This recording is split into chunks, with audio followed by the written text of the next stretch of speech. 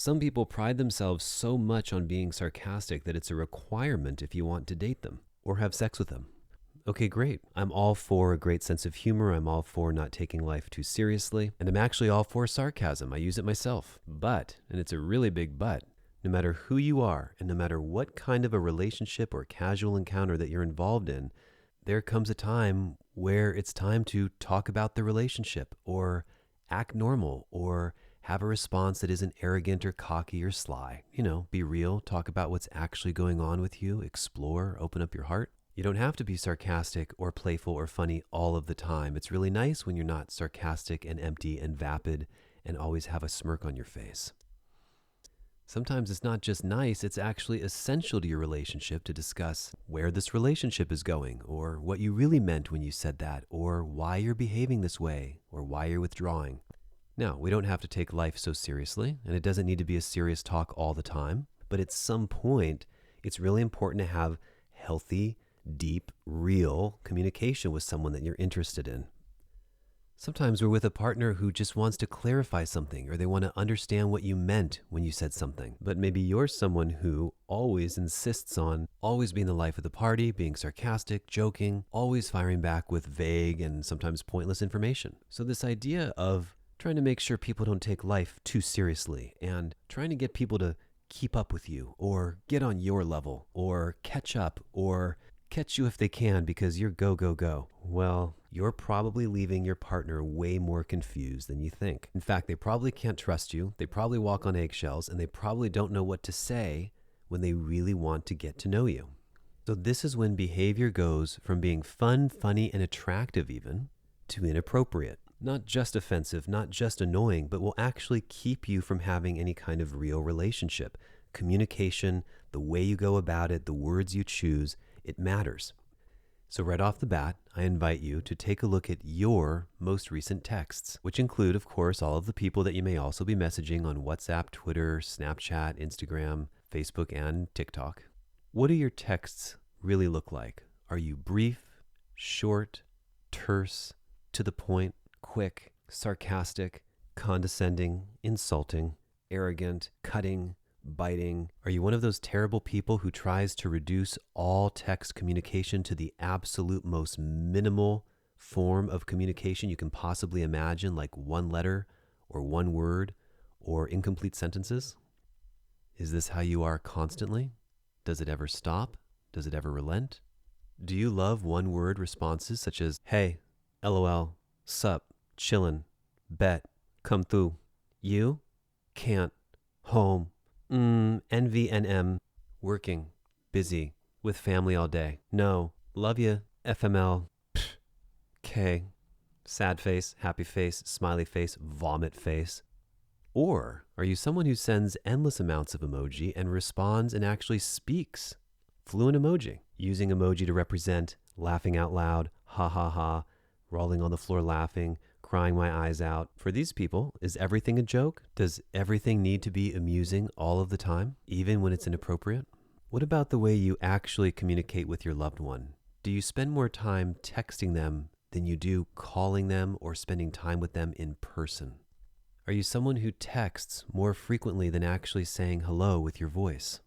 Do you text more frequently than a voice message or a FaceTime or just getting together in person to have a real connection?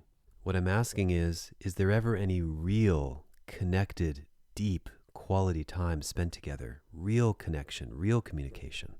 Having deep talks about your relationship, it's not about fighting. It's not about tanking the energy or feeling negative emotion, but rather it's about vulnerability, sharing who you are, or growing the relationship together.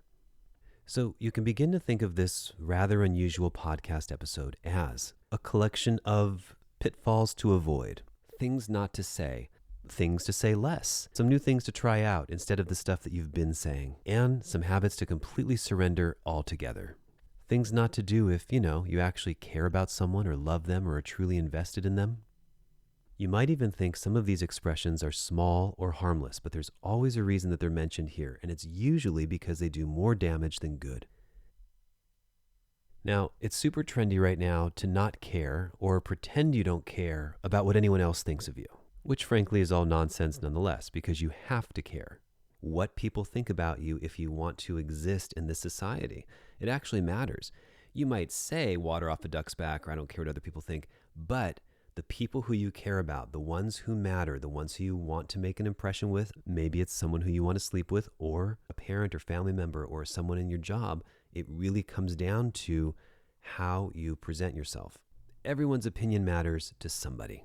In fact, you can only get so far in life by not adhering to any social norms. If you decided to walk around barefoot everywhere you went, or with a shirt off, or with a brightly colored rainbow mohawk, or maybe you speak much, much, much louder than what's appropriate for a situation.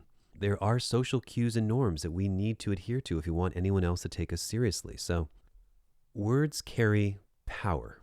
They cut, they slice like a knife, and oftentimes will take longer to heal than actually physically wounding yourself, cutting yourself, or being hit. Often when I'm in a coaching session, I'll explain to couples that men fight with their fists. Men settle arguments with wars and aggression and physical violence. Women often fight with words. And you all know very well that every single one of you listening has a story about a teacher, a brother, a sister, a mother, someone in your life who said something to you that was so horrible it stuck with you for the rest of your life. So an important distinction here is that your words actually do matter. Finally, as we're going through all these concepts, I'd like you to think, if you were spoken to this way, or someone used this expression on you, or behaved this way toward you, what would you do? Could you handle it? Words matter, and they carry weight. Let's get started. Concept number 1. You've all heard it before, and many of us have said it. I don't sugarcoat. I tell it how it is. I'm just blunt. I speak what's on my mind. Get over it. Deal with it. If you can't take the heat, get out of the kitchen. Yeah, all of these expressions can go. Every single one of these is an attempt to give yourself permission to tear down other people around you, under the sick and twisted guise that you're doing them a favor and you're just being honest. And because perhaps you've put honesty as your highest virtue, it doesn't matter how you deliver the blow. You can package it in an insult, you can tear someone to pieces, and you can push your own agenda as well. So it's very aggressive and passive aggressive. It's trying to tear someone else down in the name of being honest or being direct. People who use this expression are terrified of the expression sugarcoating. They're repulsed by it, they're disgusted by it, they think it's the most important thing to avoid in all the world. To me, this is a little bit like killing in the name of religion. Because you're so repulsed and turned off at those other people who sugarcoat and pussyfoot and dance around the subject. And by the way, I'll be the first to agree, sugarcoating and dancing around a subject and not being forthright is not an attractive quality. But because you're so against being that way, and Dad was so against being that way, all of your criticism and critiques land way on the other side of the spectrum, and you somehow believe that your bluntness and your rawness makes you real and better. People like this often feel that anyone else who can't handle them or deal with them or respect that they're letting them know the honest truth must just be a total crybaby or not even worth your time. All of this stuff put together is extremely toxic, including if you're on this side of the spectrum. Oh, excuse me, I don't know, I'm sorry, I don't want to, if you don't mind, and can I just ask one more question? This stuff annoys the hell out of people too, but the other side is the shadow side of that. It's reductive. It hurts people's feelings. It's usually people who had a dad who was like this, and their dad always let you know how it was. And yet, people who are like this almost never realize that they are one shade away from proper delivery or saying it right. You don't have to go to the other extreme. And that one shade difference equals communication that's 10 times healthier, will actually be received by the person you're talking to, and most likely get you the result that you're looking for. For example, instead of saying, "You're doing it wrong, that's completely wrong, what the hell's the matter with you? Are you an idiot? I'm just being honest, babe." So what do we have here? Insulting, derogatory, offensive, aggressive, egregious, putting someone down. It gives zero constructive feedback about what the right way might be, and suggests that you know the right way and your way is better, and whatever this person did is completely wrong. What if instead you told your partner, to me that looks a little off. Why don't you try... Or, that may look a little silly, babe. Let's try it this way.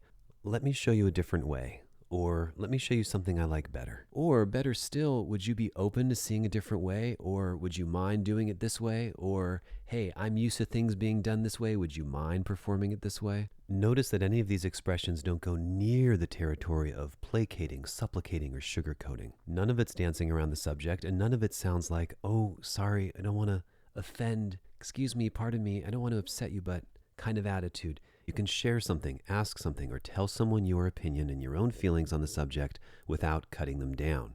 So often when I see couples in my office, the way that the man or woman describes their partner, it can sometimes be with such disdain or irritability or annoyance. Oh, he always does this or she always says that. And I understand it's very, very difficult to live with someone face to face, year after year, day after day. But the way you want to speak about someone that you love, the way to express yourself, the secret to breaking the code just lies somewhere in between these two extremes. Practice it. It's going to feel awkward to you because you're so used to hammering things out, but you will see incredible results. Speaking cleanly and directly without degrading or insulting someone and without beating around the proverbial bush. It is a winning combination. Now this next one is a little bit odd, so I'm going to sneak it in here between concept number 1 and 2. We'll call it 1.5. And that is because it is an emoji. The shrugging your shoulders emoji. Now, the funny thing about this one is that it's rarely used to say, I don't know, as in you really don't have an answer for something because you don't know it. The way it's actually used, on the other hand, represents helplessness. In fact, if you use it, you are suggesting that you are helpless. Not only that, but you might also be exhibiting a total lack of responsibility and accountability. Hear me out. The shrugging your shoulders emoji is a very rude one. It immediately suggests a lack of care or interest in what the person you're talking to may think. So here are all the things this one little purportedly I don't know emoji represents. Not my problem. I don't want to deal with it. I don't know what to tell you. It's not my issue. I don't know what to say. I can't do anything about it. I can't change it. I'm not willing to examine it. My hands are tied. What are you going to do? Where are you going to go? Recently, I was taking a Zen Buddhist Mondo meditation, and we were exploring the differences between the concept of not knowing, being unaware of something. You don't know what you haven't experienced or what you don't have knowledge of, versus the expression, I don't know, and especially the delivery. I don't know. I don't know. Even just saying I don't know is like putting up a guard, a stop sign. I don't know. What do you want me to do? I have no idea. Not knowing, on the other hand, has a completely different feeling place from the heart. It's not egoic, it's genuine. There are many things we don't know, but it comes from a different place energetically. So when you say sentences to someone like, what do you want me to do? I don't know what to tell you. It's not my problem. Don't know what to say. It actually deflects responsibility. You're trying to take responsibility off of you and say, hey, I'm helpless. I've got no hand in this. There's nothing I can do about it. I don't plan on doing anything anytime soon. All from one silly little cartoon. So, if you're not trying to look helpless or victimize yourself or let someone know you really don't care what they have to say, may I recommend selecting from one of 6,000 other emoji. Okay, let's get back on track and slide into number 2. Who hurt you? This one is so awful and so seedy, and it's just used so frequently, usually anytime there's some sort of gender disagreement. A woman said this, a man said that. Someone shares an opinion or someone suggests that most women are this way or most men are that way. And the retaliation is, who hurt you? So it's so poisonous because it flat out assumes that whatever the other person's argument may be, it just doesn't matter. Clearly this person is only sharing their feelings because they've been hurt in their past, and therefore this makes their opinion, their feelings, or even their facts invalid. What a horrible thing to say to someone who's expressing their feelings, emotions, facts, or pain. Especially if someone is, in fact, expressing their own hurt, and by you doubling down and emphasizing, pointing out, and shining a spotlight on this, by asking this very rude, inconsiderate, and aggressive question, you are in fact suggesting that the only possible reason they might feel this way is because they've been wounded by someone else and now have become damaged goods. Therefore, what you're saying is their opinion doesn't matter. In fact, when people say who hurt you, it's usually with hostility, anger, resentment, frustration towards the other person, and it completely disregards what the other person is saying. Everybody's been hurt. You've been hurt. If you use this expression, you have also been hurt a lot in your life. So this is definitely one we can delete from our vocabulary. If you want to maintain any level of healthy communication, instead, get curious. Instead of demanding, who hurt you? Why don't you ask them a loving, sensitive, empathetic question like, where did you come up with this opinion? Or how did you land on that decision? Or Tell me more about why you think this way, or I'm so curious to understand why we have such a strong difference of opinion. Tell me more. Let me listen. Concept number 3 is such a large part of our culture, it's hard to see your way around it. It might even be a little bit silly. I use it from time to time. We all do, but when a word becomes overused to such an extreme, it almost becomes useless. And that's the reason why I'm sharing this today. Because if you use a word to describe everything, then it loses its value and hardly means anything. Back when I was growing up, that particular word for us was cool. Everything was cool. It's a word I still use today. That's cool. All right, cool. Cool. I'll see you there tonight. It's another way of saying, okay, all right, that's nice, fine, or just cool. But even though I personally use it regularly, that doesn't mean that I ought to, or that it's useful, or that it should fill every single one of my sentences. So you may be surprised that the word of this particular era is cute. Cute seems to have become ubiquitous. Is there anything left anymore that people don't consider cute that they like? For much of the population today, everything, and I mean everything, has been watered down to this word.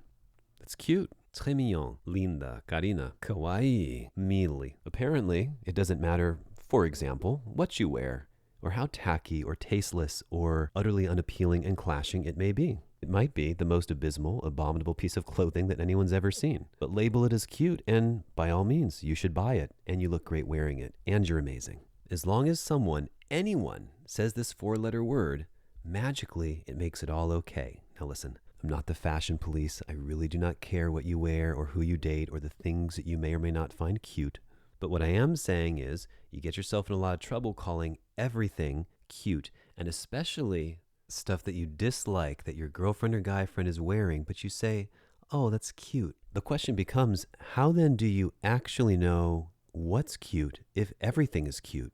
If your response to almost anything that you like is, aw, that's so cute, or that's cute, or you're so cute, or that's cute. Where's the variety, the differentiation, the spice of life?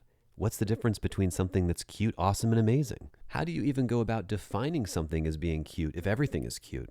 This winds up leading you to wasting resources, to spending money that you don't need to spend. And in many cases, it leads to buying things that you never liked or really were all that attracted to begin with. Oftentimes you may wear something once, or it may or may not last, all in the name of cuteness. Furthermore, we wind up having sex with people that we think are cute. Sometimes we wind up making a fool of ourselves on videos because we think that we're looking cute. But what does cute actually mean? Well, it means attractive in a pretty or endearing way. It can also and often mean something is sexually attractive. Many things in the world are in fact cute. Women are cute, for instance. Many women are cute. I would even go so far as to say that cuteness in girls is a quality that's somewhere in between average and basic, and beautiful and gorgeous. She's cute. Not necessarily pretty, not gorgeous, not ugly, not unattractive, but cute. And of course, this can go both ways. Women will often call men cute as well. He's cute, or you're so cute, or oh, you're so cute I could eat you up, or a puppy dog is cute. Now that's actually the appropriate use of the word. Okay, so where am I going with this? Imagine next time you're shopping with a friend and you're in the dressing room during that vital moment, and you get asked the following question. They look at you with those puppy dog eyes and say, how does this look? How will you respond? Will it be true that the only thing that you can manage to say, with all of the emotional choices in the world and all of the different vocabulary words you may possess, do you really just want to spit out the word, it's cute? If you do, what you are actually conveying to your friend is, invest in this, purchase this, spend your money on this, all because it's been deemed to be that word. When in fact, it may not be cute at all. It may be hideous, it may clash, it might just be a pair of sweaty spandex with polka dots, rainbows, cat heads, and planets spinning around. This is not cute, my friends. Is beauty in the eye of the beholder? Sure, sometimes. Can people wear what they want? Sure. Can you think something's cute and I might not? Absolutely. But there are sort of globally recognized rules in the world, unspoken ones, for things that are classy, beautiful, exquisite, divine, average, basic, hideous, ugly, trashy, so-so, generic, urban. There's so many different ways that something can look. Why not try a different word? Because at what point in your own mind, if you think about it for a moment, does something become Very, very attractive in your mind. What about sexually attractive or pretty to look at versus basic, trashy, decent, tasteless, or empty? Have you ever thought about where that line is and how you tell the difference amongst your friends? So for me, the word cute is a disposable, throwaway word that is the least common denominator that is used for everything, when we simply mean okay at best, or average, or decent, or even basic. So number one, keep an eye out on how much money you spend all in the name of cuteness. Number two, watch yourself for a few days or a week. How often do you use that word to describe almost anything? And does it give any meaning to you? And do you think that you make someone feel good by saying it? For example, cute is not an aspirational word. In Japan it might be, but it's not here. I, for one, don't aspire to have a cute girlfriend, have a cute wardrobe, and I don't want to be a cute guy. I want to be memorable, above average. I want the things and the people that I interact with to have special meaning to me. So the absence of cuteness really is about setting your bar higher. Number four, the next expression that you can expunge from your vocabulary is, it is what it is. And I've got no doubt that this is going to rub some of you the wrong way, but hear me out. It is what it is basically suggesting that you deal with it. Much like the shrugging shoulders emoji. Anytime anyone gets upset about anything, regardless of whether the reasons are valid to you or not, most people's solution and answer is to say, deal with it. Another ugly expression, like just sit in your crap and deal with it. It is what it is. You can't change it, so why stress out about it? Well, thank you for pointing out this incredible nugget of wisdom. Interestingly, this expression doesn't help anyone get over anything, which is the very thing you're suggesting that they do. Has anyone ever in the history of mankind been told it is what it is and had an aha epiphany moment that suddenly allowed them to drop everything right then and there because there's just simply nothing they could do and it is what it is? I thought not. And yet, one of the number one ways people try to help the other person get over something is by dispensing useless expressions such as this. Bro, it is what it is. Let it go. Babe, you can't do anything about it. It is what it is. Move on. So this made it to the podcast because of what a disempowering statement it is. In fact, I myself have never used language like this. It doesn't help the person saying it, and it certainly doesn't help the person listening to it. What else would something be if it wasn't what it is? It would be something else, not what it is. And what exactly is the most favorable outcome here? You puff up your chest proclaiming it is what it is, and oceans part, and the person you're talking to is magically able to drop any kind of emotional pain that they might have been working through? You know what this is similar to? It's just like telling someone to calm down in the middle of an argument, especially if they're worked up and all stressed out. Telling someone to relax, calm down, while they are having a freak out only makes yourself feel better, if at all. All that's really happening here is you believe they're having a bigger reaction than they should, and so you're trying to shut the whole thing down. Phrases like this can creep into our vocabulary without even noticing it. Because the internet's on 24/7, we're watching YouTube videos constantly, Hollywood has shown it to us, our entire friend group is talking this way, and then before we know it, we find ourselves using very disempowering vocabulary.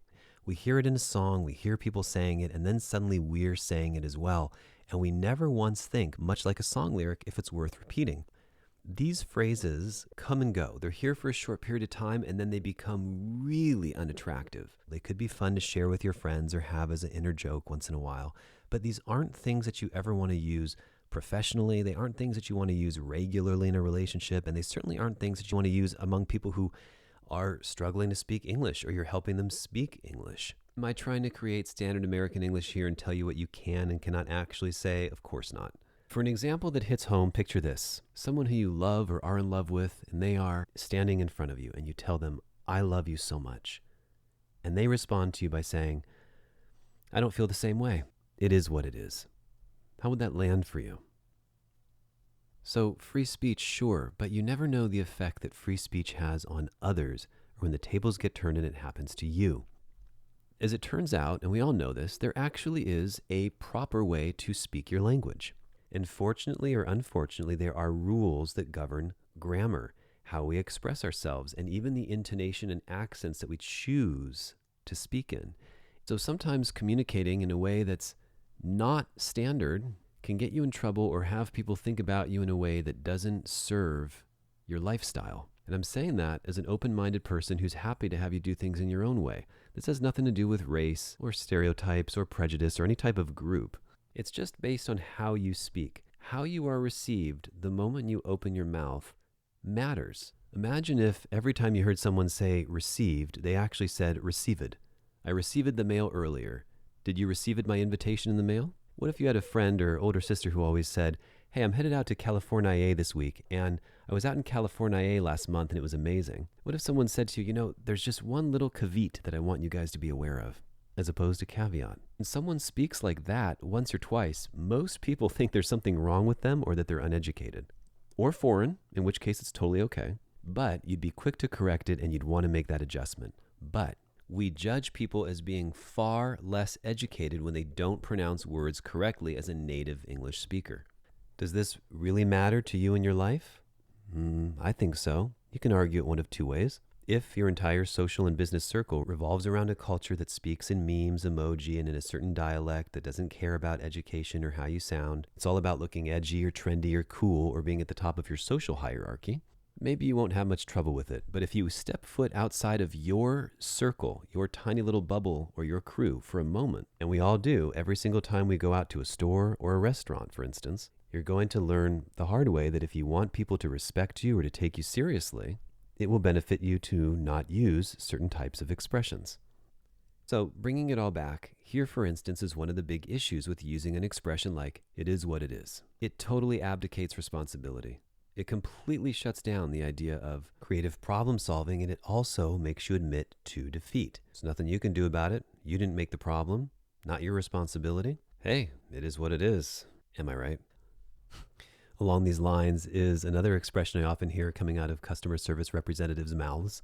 Anytime there's an issue, anytime that something goes wrong and they're there to deal with the problem, well, I didn't make up these rules, sir. Followed by, it is what it is. Followed by an I don't know emoji. I didn't make the rules. There's another expression that can be deleted from your vocabulary. When I just spent 5 minutes verifying my name, address, phone number, and social security number in the phone, why are you asking me for it again? Let me hit you back with that direct question by saying this. I didn't make the rules, sir.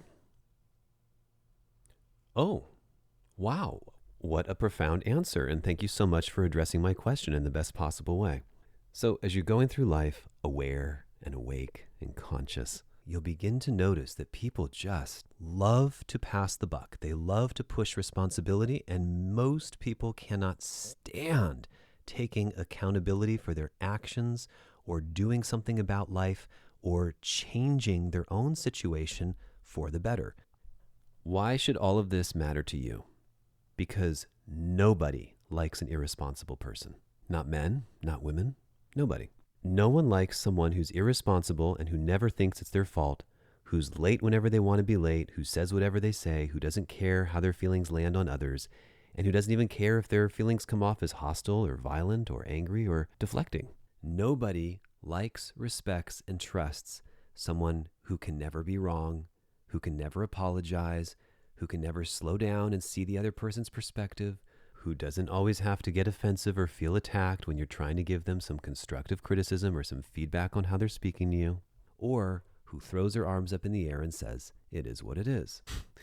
Just for fun, comedian Jerry Seinfeld often wonders why people who use this statement are even alive. He says people who use the expression, it is what it is, are just filling the world with air words and meaningless sounds. He goes on to say that he would literally prefer someone blow air in his face than to tell him it is what it is, because he gets the exact same amount of data from that. Number 5, and moving on, like I said. Yeah, like I said. Like I said. That's it. That's the one. Try to minimize this in your speech.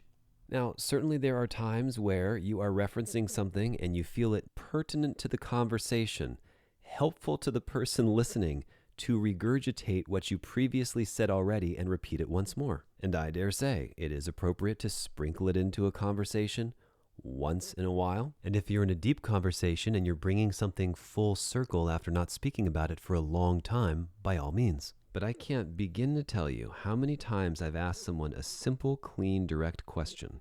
And as they begin to answer the question in extra long form, as opposed to saying aisle 19 or yeah, it's fresh, got it in today, they begin a long story and start speaking at length at me as opposed to me or with me. And then before I can even make a comment, they're already on to, yeah, so like I said, and like I was saying, and like I said earlier, as though I said, sorry, what? Or asked for some clarification. And I never said, could you repeat that? I didn't hear you, come again. But they're already telling me what they said and how they said it before. And then they're repeating it again. So now I'm standing there listening to someone repeat themselves when I got it the first time. Some people even use it 2 or 3 times within the same 30-second conversation. The reason words like this cause a pain point in others is because it presumes that the other person wasn't listening, or you are insinuating and suggesting that the other person missed it the first time, so you're giving it to them again. And one of my all-time favorite solutions to this problem is to simply pattern interrupt the like I said. As soon as I begin to hear those words come out of their mouth, I might say something like, oh, excuse me. I got it the first time. No need to repeat yourself. Thank you. And it has stellar results. I don't get frustrated. They don't waste a bunch of air. Some people do this out of nervousness or habit, or they don't even realize that they're doing it. People are just so unconscious when they speak, they go on and on and on. But no response is an appropriate response to suggesting that you need to listen to someone repeat themselves over and over and over again. You might feel pity for these people. You might say, oh, let them express, let them speak, let them say what's on their mind, to which I say, absolutely not. It is not the case that we all just deserve to express whatever's on our mind, however we're feeling it, whenever we're feeling it, for as long as we're feeling it ad nauseum. And if you take issue with that, if you imagine someone interrupting you and you think that it's rude, do the magnificent task of putting yourself in someone else's shoes. How long would you like to stand there in a supermarket, for instance, and listen to a stranger, a father, a brother, a son, a mother? Have you ever told your dad to stop, or your brother to stop because he's going on and on about something? Do you have time to listen to everything they need to say, let them get the whole thing out until they're done if it's not going favorably? Or are you allowed to jump in once in a while? I believe there has to be a place where we can say, enough. Language is great. It serves a wonderful purpose, but other times some people have got diarrhea of the mouth. Some people talk out of a nervous habit or because they love to hear themselves speak. Other people talk because no one has ever shut them up before. And I know that may sound a little harsh, but what you wind up doing is just standing there listening to, oftentimes, a perfect stranger go on and on and on and on and on, often without even realizing that you're standing right there or making a valid point or considering your own opinion or offering you to jump in as well. I think we're so afraid in society to cut someone off or jump out or excuse ourselves. We don't want to be rude. And I agree, I'm not about rudeness at all. But once in a while, it's okay to interrupt and say, you know what? I got it. Communication, in my opinion, should and must be as conscious and clean as you can muster. There's so much going on. There's reading, listening, feeling. So many of us are only interested in, for lack of a better phrase, running our mouths, talking about ourselves. You know, I recently was interviewing someone, and from the moment that I picked up the phone and for 1 hour straight, this individual never closed their mouth. Out of curiosity and as a social experiment, I listened for an entire hour while they spoke about themselves. The only thing I could get in edgewise was, interesting, oh, great, for 1 hour straight, and I cannot tell you how prevalent this is. So whether someone says, like I said, or they're going on and on, I assert that it's okay to express yourself and put your foot down or express where your limit is for listening. Now, the second part of like I said is that people often use it to be aggressive or passive-aggressive. And they also try to draw attention to you to point out that, in their mind, you're so stupid that now she or he has to repeat themselves. They believe that they've said it to you multiple times, even if you are clearly asking a different question, and so they're trying to make you look bad. So when would be an appropriate time to use this expression? There are very limited use cases here. Let's say you work in retail. A guest comes over to you and asks, hey, do you have this in a small? And you respond, no, I'm sorry, we do not. I just went in the back and checked. There are no more smalls. Not satisfied with this, they may say, are you sure? To which you say, yeah, I'm positive. And maybe they say, but are you really, really sure? And then you get to say, like I said, same answer as last time. There are no more smalls. Next up in concept number 6, we've got the idea of expunging filler words from our vocabulary. These are the things that we say before we actually start saying something of relevance, the way we start our sentences to try to look cool, feel comfortable, and mask insecurity. It's also the way every TikTok and YouTube video and story usually starts these days. What are filler words? Let me give you an example. So I'm literally. What's up? Blah, blah, blah, blah here, right? Check this out. So, I mean, I can't even, honestly. So like, no, bro, seriously, you know? So I'm like sitting in the car and you know what? Like I said earlier, and guys, like I said all the time. So I was like, bitch, like you always hear me say. How can I put this? So once again, for example, I'm gonna be really honest. Okay, I'm not gonna lie. To be honest, low key, high key, middle key. Yo, that was low key. The thing is, for example, you know, I feel like literally obsessed. I mean, come on, who wouldn't be annoyed just hearing this nonsense? So trim the fat and try getting rid of all the excess filler and just speak from your heart, from your position, from where you're feeling it the most. If you want people to take you seriously and to respect you, it's important to be an effective communicator. Have you ever started a conversation with someone and before they respond, every single sentence begins with, I don't know, if you actually want someone to listen to what you're saying, try speaking with purpose and presence, with a conscious mind. Distill it down to what's important in your head first and then speak. Now, yes, there is a such thing as freedom of speech, but that doesn't mean there aren't consequences from saying whatever you want, however you want. You know, we've got this gift of language, and it really is an incredible gift. Because if any of you have ever had or raised pets before, and you've been with them when they've whimpered or cried, or gotten really upset about something and you had no idea what it was, and maybe it even turned out to be something worse than you thought. Maybe it caused a hospital visit or a death, or it meant they were super stressed and you didn't know, or they were trying to convey something to you but couldn't because all they could do was make noise. You understand what a blessing it is to be able to speak. But unfortunately, especially in today's society, language has become almost synonymous with oxygen. You can use up as much of it as you like and take as long as you need to say what you need to say. So we've got this gift, let's use it. We can enhance our vocabulary. We can think before we speak. We can get to the point rather than rambling on and getting lost in the woods. By taking a breath and actually thinking before you speak and not using these filler wannabe cool words, we can often increase the attraction level to someone that you're intimately involved with or interested in. Concept number 7 is the idea of sprinkling on the appropriate language when necessary in just the right amount. Nothing wrong with a little sprinkle, little touch of cayenne, little dash of this, dash of that. It's okay to add a splash of color. It's okay to use jargon from time to time. And like I said earlier, it can also be fun. So if you want to add something like, yo, off rip, or she's capping, or I'm not gonna lie, or the word literally, or God forbid, low key. In fact, let's pause for a moment and explore the definition of low key. By today's standards, of course. Used as an adjective to describe something that you're doing on the down low, understated or secretly. However, you are also simultaneously admitting that you are doing something low key. You might confess that you're low key using Bumble, but then why say it to begin with? The definition continues.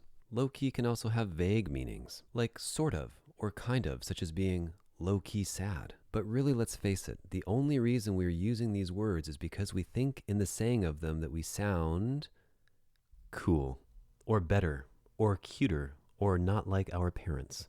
And incidentally, the opposite of low-key is high-key, which means being unabashedly vocal about something.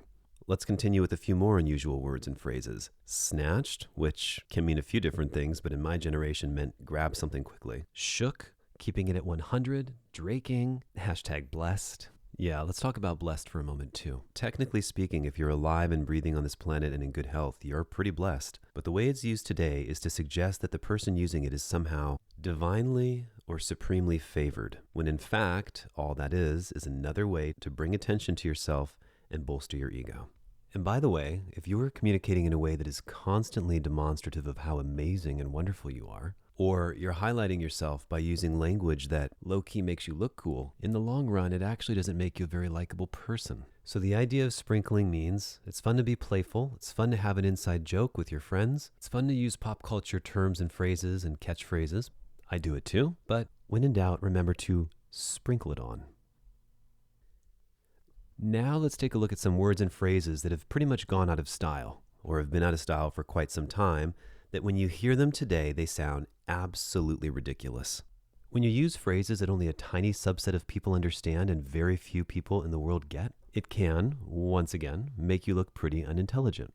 Take, for example, the phrase that is now very in vogue to use, a certain kind of way. This is something that people use all the time, and it is trendy to say it now. You know, that dress kind of makes you look a certain kind of way. Like, I don't know, girl, I think he's feeling some kind of way about it. You feeling some kind of way about it? This makes me feel some type of way. So as opposed to just saying, I'm upset, and expressing what you're actually feeling, nowadays people say, I'm feeling some kind of way about this. Ridiculous to me, but totally okay by society's standards. We get it, and we understand that it's kind of, hold it now, cute, or a playful way of saying something. But now imagine you're at a job interview, for example. And when asked a question, you respond by saying, yeah, it's on fleek. Where do you think the person sitting across from you places you on the definitely want to hire this person's scale, or intelligence scale, or taking you seriously scale? Cute, funny, silly, intelligent, dumb? Still think that saying I'm Gucci and talking about how blessed you are sounds cool? Tell me, how cool do some of these phrases sound? You know, I think you're cruising for a bruising. Are these your ankle biters? Hey, oh, you want a knuckle sandwich? Come on, snake, let's rattle. Don't flip your wig, man. Huh, that girl made me bust a gut. And no, I did not say bust a nut. I got my peepers on. Oh, far out, man. Can you dig it? Let your freak flag fly. Hey, bro, hang loose. Is that the fuzz? It was a gas. Man, that guy's a goober. Catch you on the flip side. Hey, bro, do me a solid and you ready to boogie down? Psych. Hey, stop dipping in my Kool-Aid. That chick's a total spaz. Cool beans. 10-4, good buddy. Hey, take a chill pill. Man, that was bogus. Yeah, I want to know everything about it. Give me the skinny. To the max. Keep on keeping on. Ugh, gag me with a spoon. Oh, your hair is looking choice today, my brother. Now, I know without a doubt that the fact that you just heard a few of these phrases made you a little queasy or a little embarrassed or made you sick to your stomach. Well, there once was a time in the not too distant past where each and every one of these expressions was used regularly. And yet, we pick them apart, they sound ridiculous, they get made fun of, or you would get made fun of if you used them today in a bar. So catchphrases come and go, true language does not. Just like something classy or timeless, which never loses its charm or value.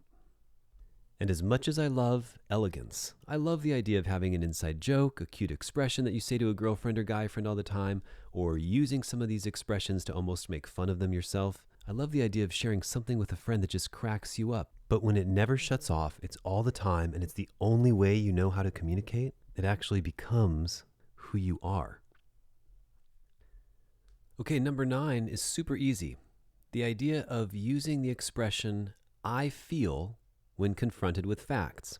Now, sharing how you feel about something is perfectly fine, unless you're faced with real statistical data. Sometimes I'm listening to an interview where facts are being shared, real, raw data, and sometimes people butt in to say, I just feel this is wrong. But on some level, whether you think something is right or wrong, when it just actually is, may not matter. Is everybody entitled to an opinion? Sure. But when the real cold hard data is there, and yes, every once in a while we could be wrong, I feel differently does not a winning game make.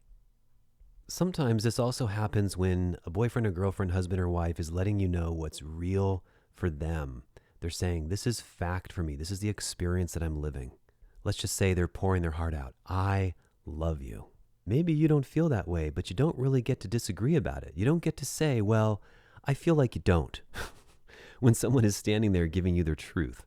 This gets really, really tricky if that person, however, is emotional and they're feeling like you're feeling something else, or they're feeling like you are, a certain kind of way, even though that might be completely inaccurate. For example, someone in an emotional state might feel that you are very angry or that you look very upset, or simply because of the tone of your voice, they're hearing and feeling something else when in fact you might feel completely calm. In fact, I would say this happens a lot between men and women, where men do express themselves with a little more intensity or aggression or assertion. Or, and here's one you'll probably all recognize, a woman declares, stop yelling at me, you're yelling at me, and the guy doesn't even think he's raised his voice 10%. So what is it? Who's right? Well, the intensity of it, which is allowable, the intensity of it is perceived as yelling or raising your voice, but he's not doing that at all.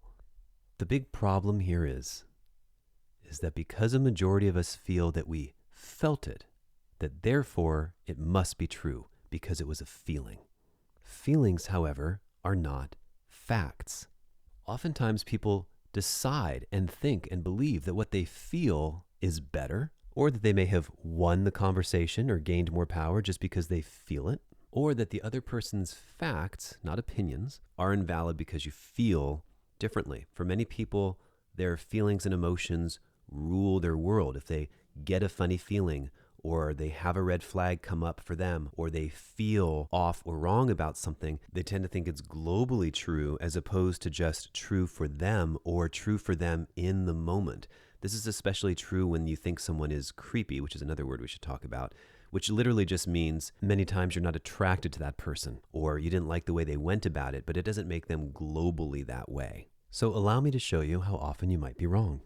Think back for a moment about the last time you worried about your lover, your boyfriend, girlfriend, husband, or wife because they didn't call, they didn't show up, or they weren't available. Maybe this has happened multiple times this week, or maybe you can remember a time. How often were you wrong? How often did you think something terrible happened, or there was something really wrong, and all they did was take a little detour in their day? Maybe they took a little extra time for themselves, or took a detour home, or their battery really did die, or who knows what happened. But this happens all the time, and the truth is, our feelings aren't facts. So, feelings can get in the way, and so can assumptions. I thought you were mad at me. I thought you were going to call me. I just assumed you weren't there. I just figured we were going to do our own thing today. And don't even get me started on, I called you, but you didn't pick up. You know, I called you at a random time when I finished all of my stuff and when I thought it was appropriate and when I was thinking about you needing attention, and you didn't pick up. You had the audacity to not answer the phone. What were you thinking? You didn't pick up, so I felt like we weren't going to get together tonight. I just assumed we weren't. And in all of these situations, no one ever actually asks, are we still on for tonight? Is everything okay? A simple little check-in would make all the difference in the world. All right, next up is next time. Next time is a phrase that a certain demographic who loves to reject another demographic constantly uses to pretend that they're interested when they're really not. Next time is a way to blow someone off. It's an excuse to say I'm not interested, and it's a different way of saying I'm never going to talk to you again. But the other person rarely gets the message nor understands that that's what you're implying. An example would be, hey, do you want to grab a drink with me sometime? Hey, next time. Next time. But you don't have their phone number or a way of contacting them, so how's that going to happen? Next time is an oddly passive-aggressive way of saying, no thank you, or I'm not interested, because it actually does suggest that you're interested when it really means you don't want it. Be very wary about using the phrase next time if you know you're never going to see this person again, and just tell them no, or let them down nicely and directly. Now this next one, this one I've been wanting to make an episode on for a long, long time. Number 11, when someone asks you a question, most of the time they are looking to get simple, easy, dare I say, direct information. A yes or no, a black or white answer. Certainly sometimes it could be maybe. But this next expression is about never committing to anything, never standing for anything, never having a strong opinion, never saying whether you're in or out or whether you feel one way or the other. So you never actually express how you feel, interestingly, but by saying these two words, that it somehow suffices to create conversation or is an appropriate response to a direct question that usually requires a simple yes or no response. Who cheats more, men or women? It depends. You like Trump? It depends. Well, do you want to be in this relationship with me? Oh, it depends. Which do you like better, A or B? It depends. You in the mood to go ice skating tonight? It depends. You want to have sex a little later? It depends. Want to grab some dinner tonight? It depends. Well, my friends, to coin yet another outdated expression, no shit, Sherlock. Everything depends on everything, doesn't it? Of course, everything depends, and there's nuance, and things are situational, and it depends on many different factors to form a full opinion. But by using the phrase, it depends, as your end-all be-all answer without sharing more, or exploring other sides, or just letting that be your stance, you're going absolutely nowhere. So if everything depends on everything, then we've gotten no closer to an appropriate answer or even any kind of understanding to continue communication. It depends, my friends, is not a full stop sentence. It's not a method to communicate that puts the ball in the other person's court to continue speaking. Now, the funny thing is, most people use this expression, even though it's a useless expression, as a way to signify that they're intelligent.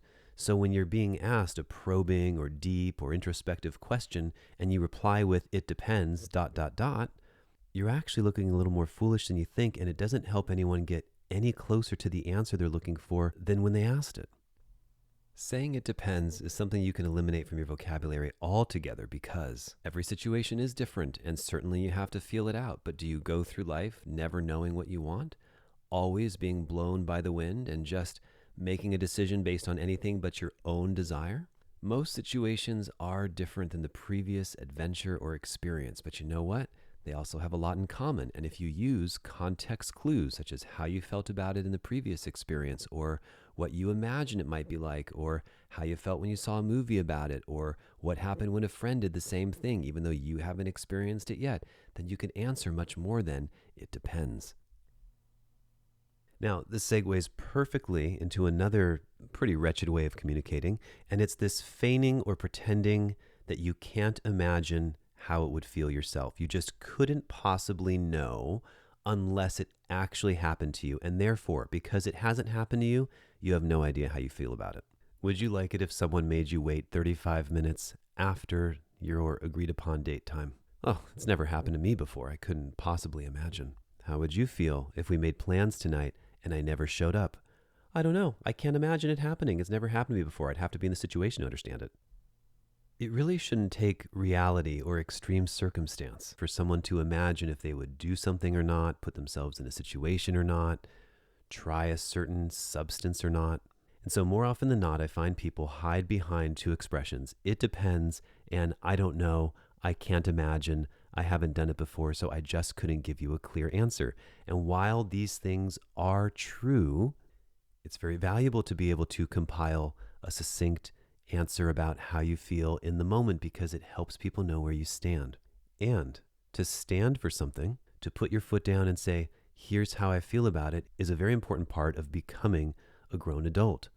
So many of us these days are caught up on, well, I don't want to offend, and I just want to keep the peace, and I don't want to upset anyone, I don't want to hurt anyone's feelings, and I know I could say this, but I'm really not trying to say that. This not only creates confusion and conflict outside of you, but also inside as well, because you never know who you are. It is so peculiar to me that people can say, well, I have no idea what I would do in that situation. Well, you just did this to someone and you treated them like this. What would you do if that happened to you? What would you say? I have no idea. I'd have to wait and see if it happened to me. I just don't know how I'd feel about it. Ugh, when I hear this, I just want to say, get the hell out of here. Especially when it's something so easy, like if this person cheated on you, how would you feel? Or if someone betrayed you or backstabbed you. Gosh, golly, I just don't know what I would do in that situation because I can't possibly imagine. Well, could you imagine what you would do if someone hurt someone that was very close to you or hurt you physically? What about if you lost a job or lost a family member? Can you put yourself in someone else's shoes or imagine yourself in a situation so that you can identify what are the first few action steps you might take? Of course you can. We all can, and it just takes a moment to imagine. So if someone's asking you a question and the only way you're able to respond is, I don't know, it depends, I can't possibly imagine myself doing that or in that situation, the proper thing to do is take 5 seconds and, are you ready? Imagine. Think about it. Just take a moment and think about it. Feel into it. Imagine what you would do, and then speak your truth. Number 13, well, I can't explain it.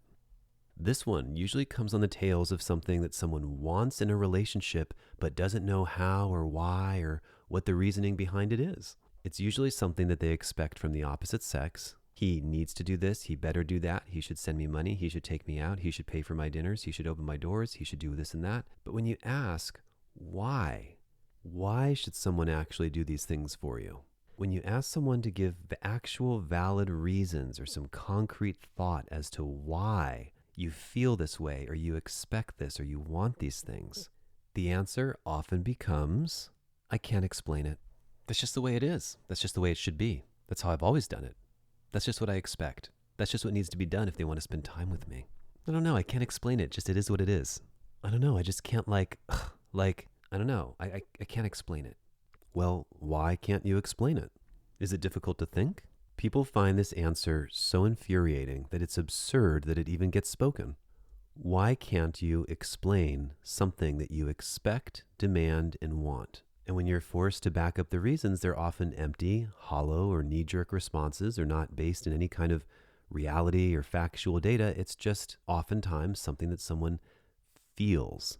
And let's not forget, it's almost always imperative to back that statement up with the following phrase: it's complicated. Things like this always start with an expectation. Someone should treat me a certain way. I deserve. I was born, so I deserve to be treated this well. Someone should buy this for me or take me to this place, do these things for me. I know my worth. I know my value. But when you ask someone, why do you feel this way? What makes you feel so entitled? What makes you so special, for example? Suddenly the answer becomes, oh yeah, I can't explain it. It's really complicated. I don't know. My recommendation? Don't ask for things where you can't explain cohesively why you want them. Otherwise, you're just throwing a fit like a child. And furthermore, for people who are giving things to other people that they want, don't simply give something to someone because they say, I want it, but I can't explain why. Now, that's a very strong statement. I'm sure one could find many ways to overturn it. But generally speaking, if you're having an adult conversation with someone and you don't know how to explain what you want or like, then are you really in a place to ask for it? You can start to see a pattern how language and disempowering expressions like this lead back to similar places. I can't explain it because it is what it is. I don't know. All of that language falls into the category of something that is powerless.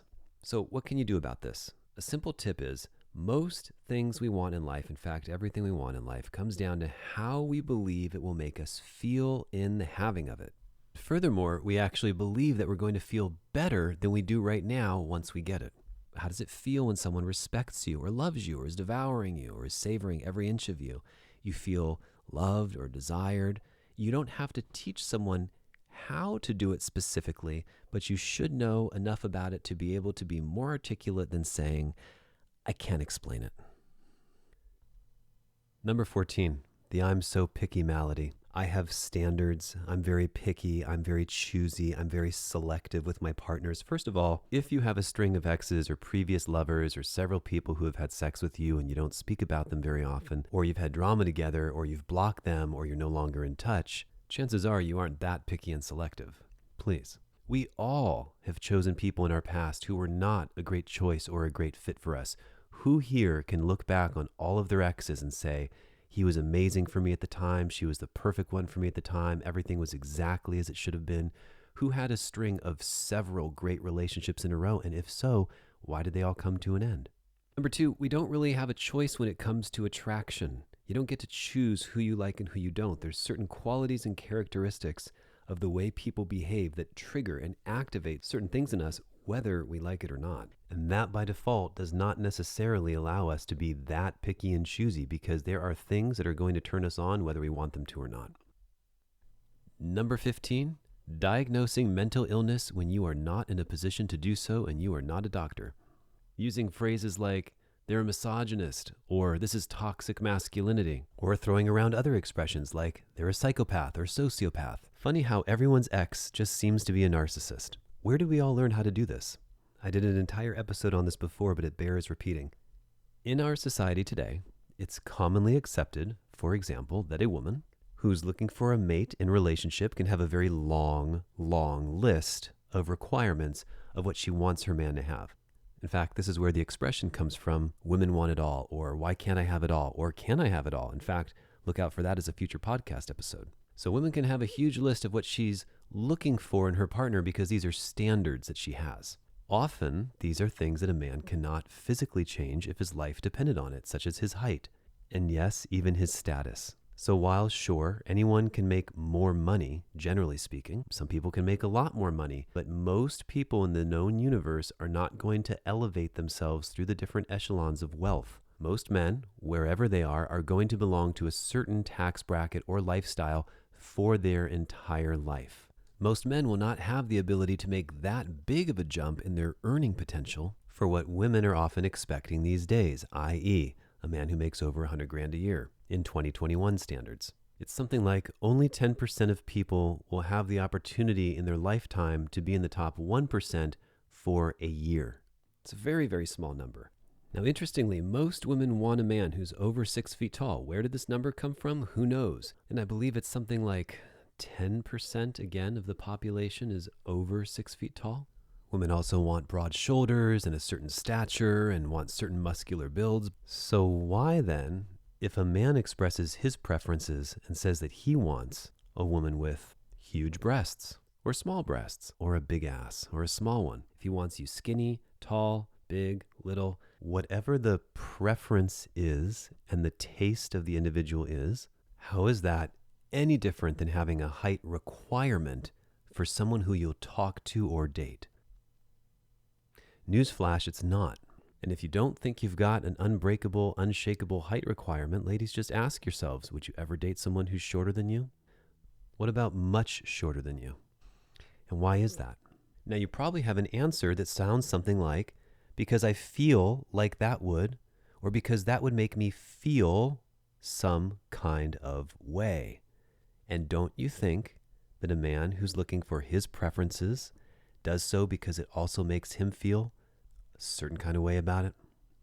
So expectations that someone shouldn't ever expect sex on the first date. But by the way, he should expect to not only pay for her date, but pay for her time.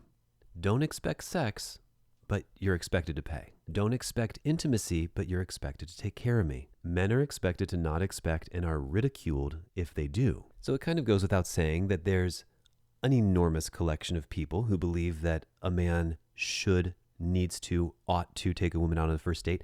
And if he doesn't, for some women, this is a non-starter. There's like no sexual attraction. This just instantly repels her and turns her off. But imagine the misogyny if he said something like, well, I took you out to dinner, so, or, hey, we went out and I paid, so, and this sounds very disgusting to women, very off-putting, but there's an expectation that someone does one thing and an expectation that someone else does not. You know, I think I do a whole 3 or 4 or 5 hour episode on this because it is such a hot topic. So if you're curious about who should pay on the first date and beyond, check out that podcast episode. It's a lot of fun. But what it comes down to is there are a lot of beliefs and ideas that some of us carry, and we believe so strongly that we think it's globally true. And sometimes there's a lot of agreement on that. But it gets us into trouble when we have expectations on one side, but not on the other. So why then, if you want a man of a certain height, stature, status, and build, why on earth would it be misogynistic for a man to express his preference and desire, even if it sounds like, you know, I just love a girl with a great pair of tits, or I just like a girl with a fat ass, or I just need her to be hot? Why is that preference considered toxic masculinity or misogynistic? Why are we not all allowed to have our own preferences and expectations? We seem to have no problem putting expectations on others, but no one wants any expectation put on ourselves. So if every young girl these days decides that she has a laundry list of things that she expects if a man wants to spend time with her, what is that? Is that not an expectation? Is that not misandry? All of this to say, we now live in a world where we are literally vomiting psychological and clinical diagnoses onto people. This person's a misogynist. This person is a psychopath. This person is a narcissist. And that makes us feel this really strong hatred and mistrust and disgust towards other people who have had these expressions flung onto them because they're such powerful and loaded words, as opposed to just saying, Joe can be a little selfish sometimes, or Joe has some interesting preferences, or we all have some preferences. He likes a big ass. I like a tall guy. Or I feel really hurt because I'm not getting the attention I deserve, or because he seems to like her more, so I'm throwing a little fit. All of that feels very different than calling someone a narcissist, a psychopath, or a sociopath. The next few phrases fall into a very interesting category of insulting. Talk your shit, shoot your shot. How are you going to fire back? This idea that speaking poorly about someone else or another group or insulting them is somehow a favorable or awesome thing. That insulting people or putting someone down or breaking someone down to their core and then retaliating in a very powerful way is an awesome thing to do. To get a sense of this, you can imagine a rap battle where someone speaks very poorly of the person in front of them through lyric and rhyme, and the entire audience goes nuts and applauds how well they ripped them apart. To me, there are a couple ways you can choose to live your life. Number one is looking for trouble, looking for problems, seeking out violence, assuming the worst, trying to hurt others, being very angry. looking for where you are victimized, firing back, shots fired, demanding respect from anyone, not tolerating anything negative from anybody, having a hair trigger, and effectively looking for a way to be cruel to people. Take, for instance, these roasts that are so adored by America. You can YouTube the roast of anybody, and if you actually sit through and watch it a couple times, you realize how cold and how low and how grating, mean, and harmful it is to speak this way to someone. And we do it publicly. It really is a form of public humiliation and shaming in an audience full of people. You sit there and you take it and you take it, and we judge you based on how well you can take these awful things being said about you that deep down we're really all just kidding, but are we? And we wrap it all up in freedom of speech, and it's all in good fun, and we're just kidding and playing, it's just a joke. And if a person can survive the roasting with a smile on their face, regardless of what they might be feeling inside, well, somehow we perceive this as a good thing. The other way to live, on the other hand, which seemingly is more and more rare these days, is quite simply love-based. It's being heart-centered, where you're not looking to constantly take, hurt others, put others down, put yourself first, make yourself look great. You're not trying to bring people down, you're trying to inspire or bring people up. You highlight their positive traits. You look for things that are positive in them and not constantly finding ways to fire shots or talk shit. That phrase just echoes in my head from high school of young guys saying to each other, "Oh, you talking some shit? You talking some shit, man? You trying to get your ass kicked?" It's petty, it's childish, and of course it sounds really uneducated. Solution. Consider if the expressions that you're using embody a healthy way to live, or if it falls more along the lines of anger, rage, upset. Now, anger, rage, and upset is a better feeling place than depression and despondency and despair and helplessness. But you also want to move past that into frustration, into hope, into knowing, into love. Number 17, another meaningless expression. Hey, why do you ask? Just curious.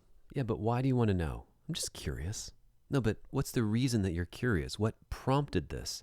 I'm just curious. Followed by a constant supply of shoulder shrugging and blinking and hair flipping.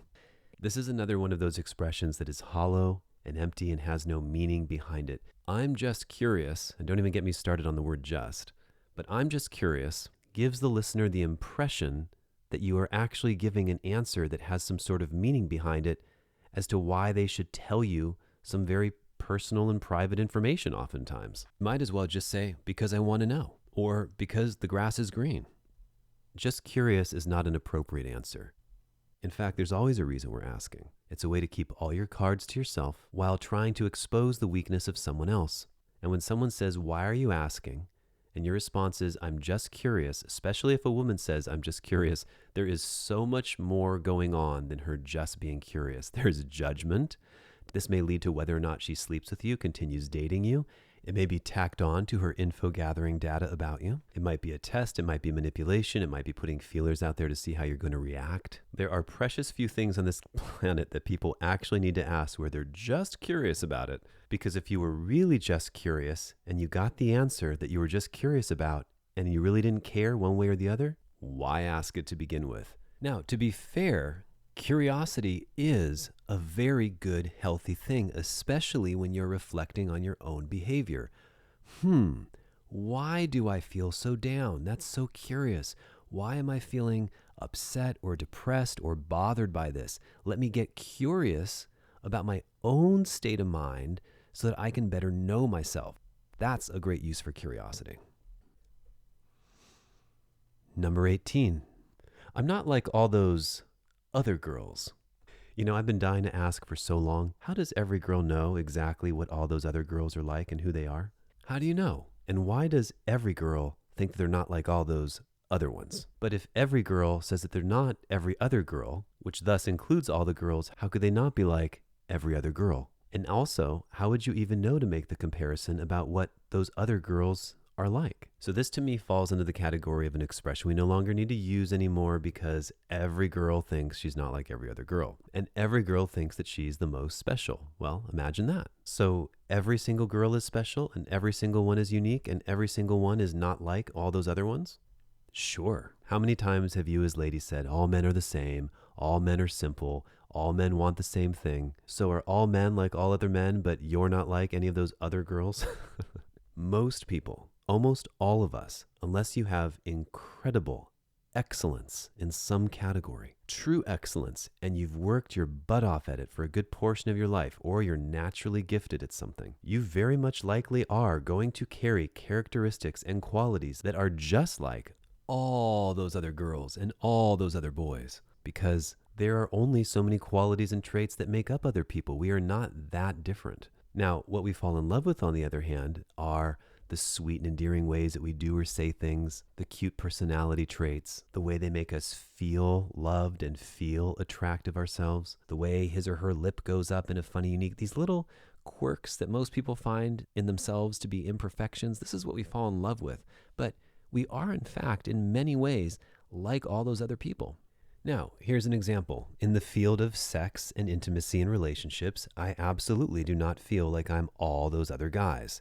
There is something that distinguishes me. I've spent decades researching, thinking, asking, being inquisitive, being curious, helping, learning, growing, etc. So I can give real, concrete, factual reasons as to why I'm not like all those other guys when it pertains to this. However, I'm absolutely like all those other guys if a beautiful woman walks by with an incredible figure and I look and breathe in her beauty just the way I would if a deer walked across the street, and just the way you would look too, whether you are a man or a woman. So if you've got real reasons to believe and know and feel that you've lived and even gotten feedback on that you definitely are not like all those other girls, then by all means, please indulge. Okay, number 19. Another expression that can be deleted from your vocabulary. Who hurt you? You sound jaded. Yeah, you sound like someone really hurt you, so I can't really believe anything that you say. And because you're hurting, I'm not going to spend any more time with you either, because you've been hurt. It sounds like you've had some really bad experiences, so I'm going to contribute to the bad experiences. You're so jaded and you're so hurt, so I have no time or patience or energy to explore why you're hurting or what you're hurting about. Who hurt you and why are you so jaded comes out in many ugly, ugly ways. Now, this is a phrase I don't use very often, but it's almost a way to shame the victim. Oh, you're actually really hurting right now, or someone really did hurt you and you are suffering inside. So I think I'm going to highlight this, point out to you why I'm better and why you're not, by saying something like, who hurt you? And if you think about how ugly that rhetorical question is, it's literally highlighting someone's pain, putting it on blast, minimizing and belittling them, and suggesting that they're not as good of a person as you, or perhaps that you're better because you haven't been hurt like this. Of course you've been hurt like this. We've all been hurt before. The other interesting quality about this expression is it presumes that it certainly couldn't mean that this person is right about what they're feeling, because they're in pain or because they're hurting. It's never the case that he or she may be just in feeling what they're feeling. The fact that they're hurting somehow makes them wrong.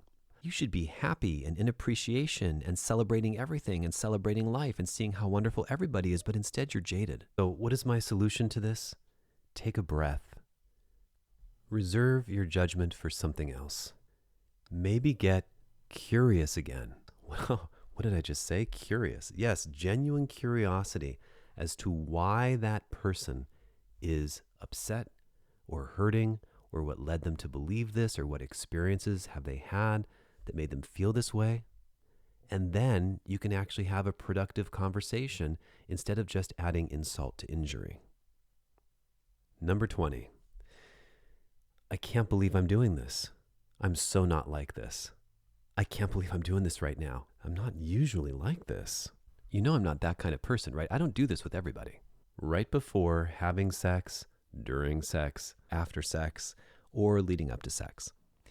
I can't believe I'm doing this and I'm so not like this is also an expression that men hear so often it sounds like every woman has studied the same book of how to be a girl. It's truly as though millions or billions of people have the same canned, generic, verbatim, word-for-word responses as everybody else, which to me does not sound very special.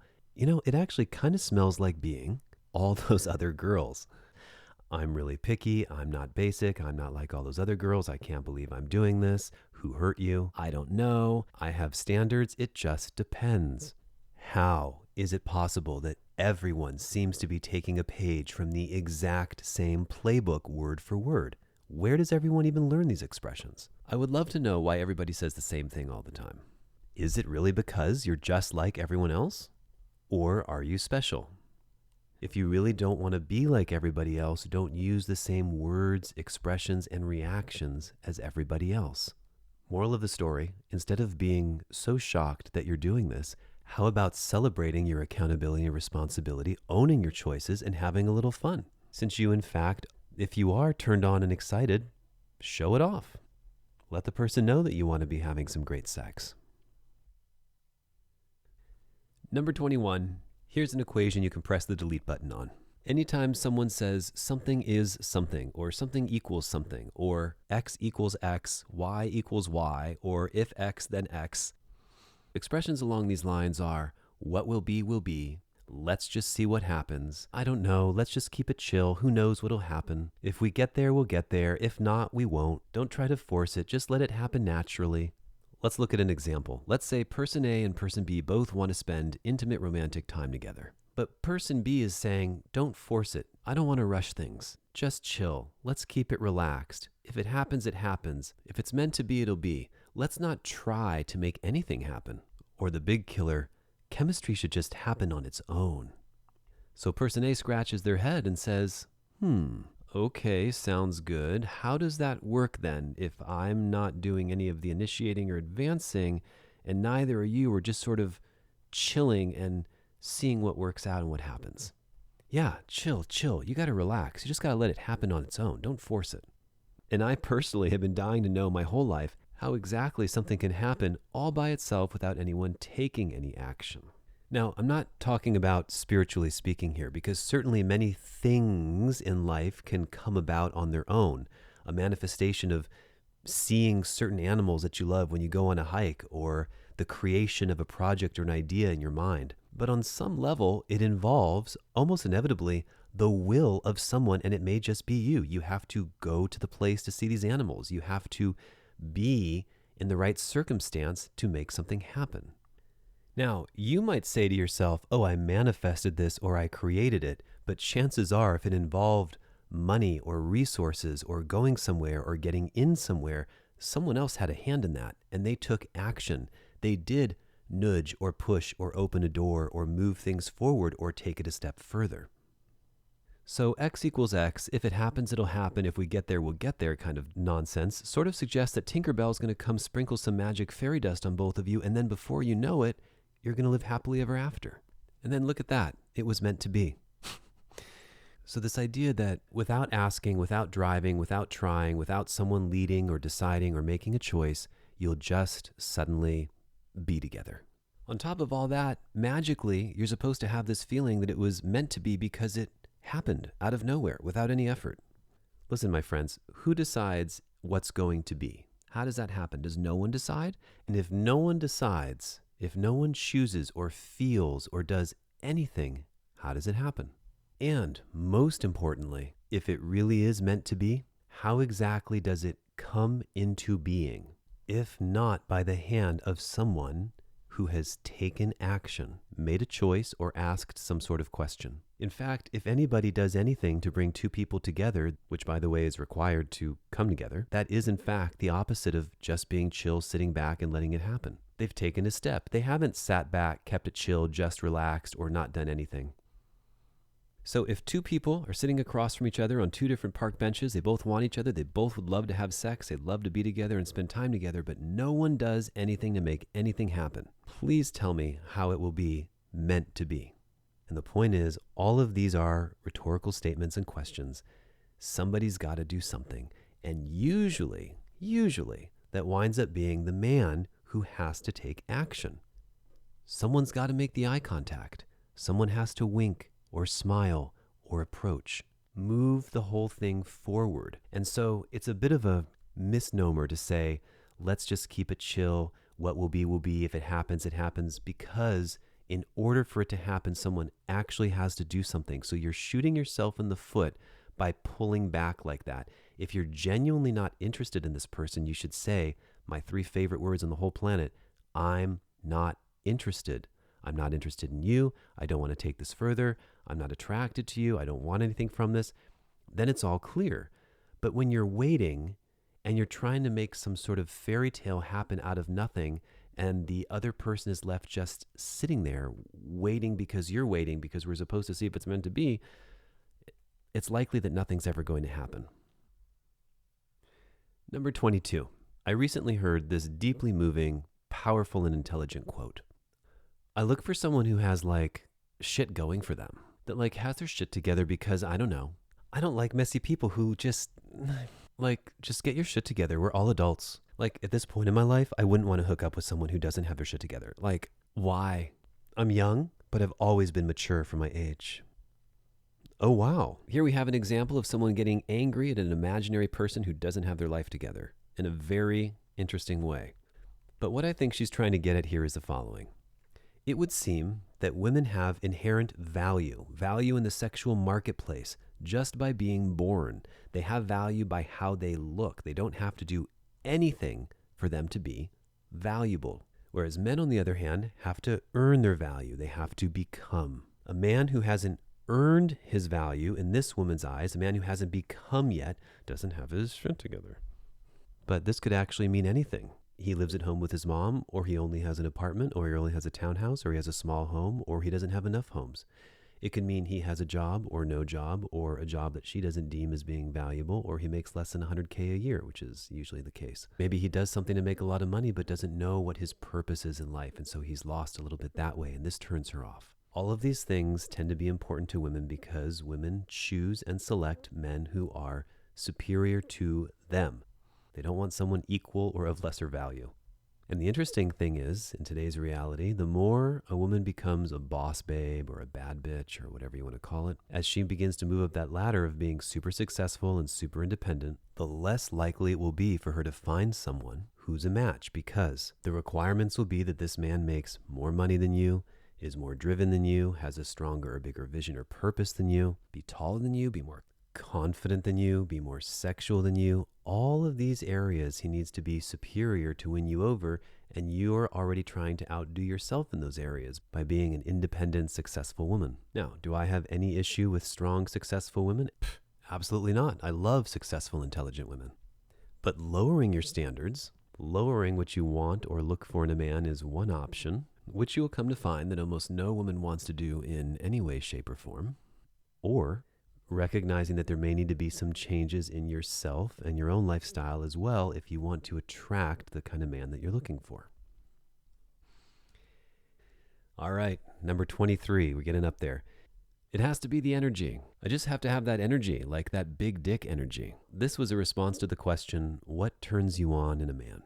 If someone's trying to figure out what you like, or someone's soliciting you, or you're being interviewed on a show, or you're on television, and you tell someone you like big dick energy, or it has to be the energy, no one is going to know what you're really talking about. We all generally know what you're talking about. We know you're talking about probably confidence and someone who just comes at you with all the right moves. But if the guy isn't your type, you're likely to be repulsed by that big dick energy and think it's totally creepy.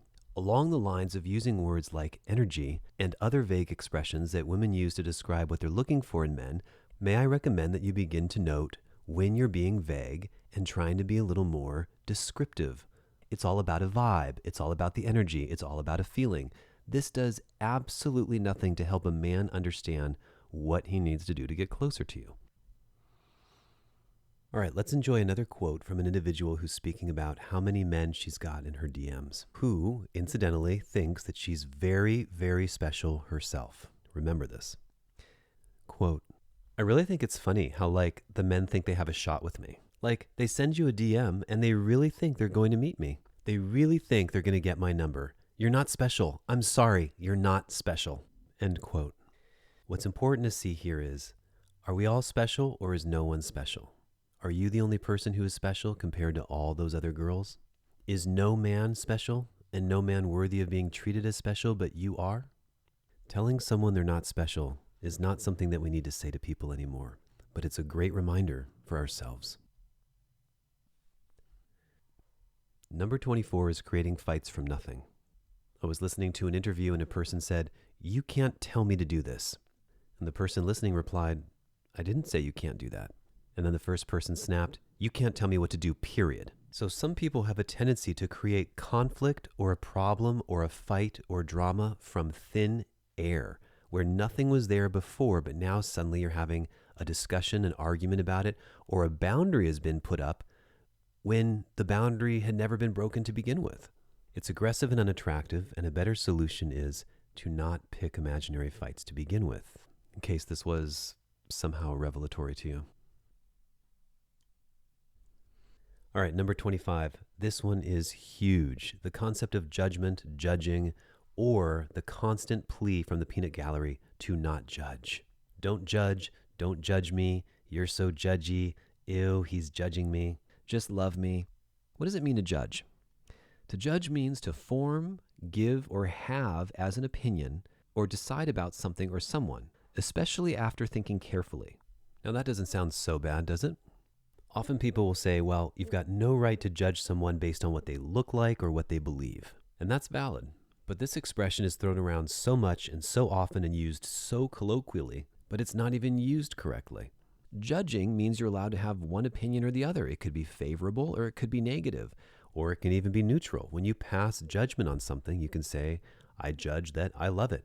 What did the judges on Dancing with the Stars do? They judge sometimes harshly and sometimes very favorably. But when people today say don't judge, what they are actually saying and asking for is, don't think negatively about anything that I do. Don't look at it in a bad light.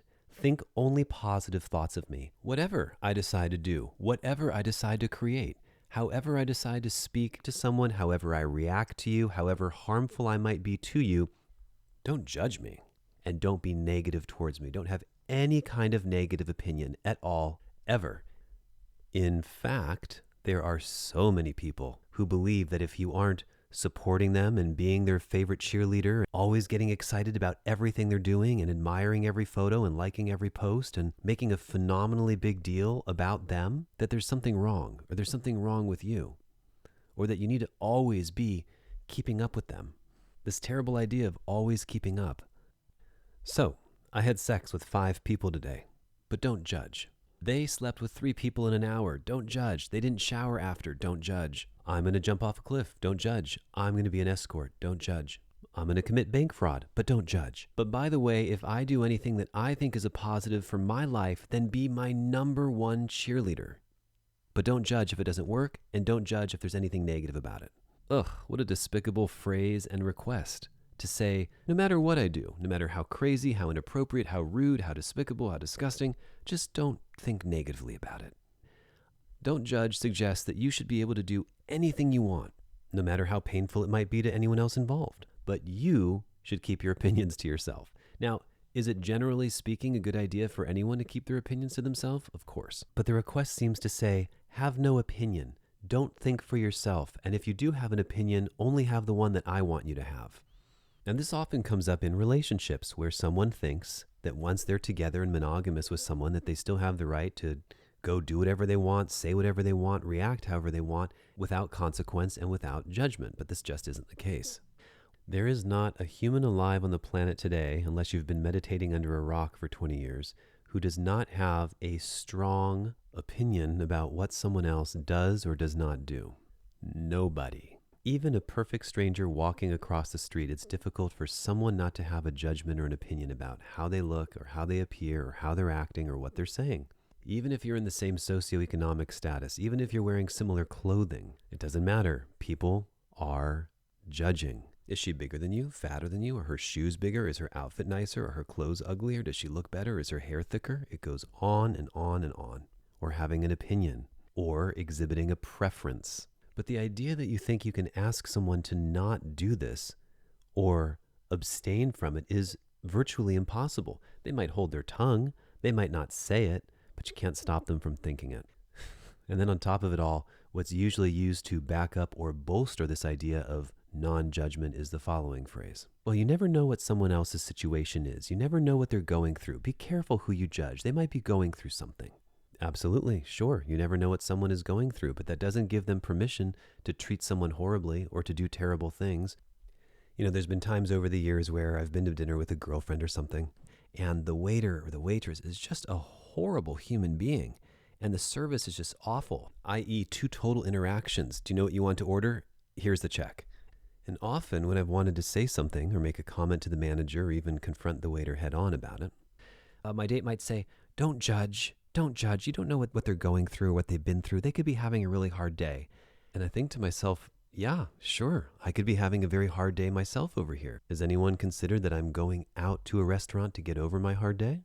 Now, I'm all for empathy and everybody getting along and things being all nice and sweet. After all, my company name is Closeness.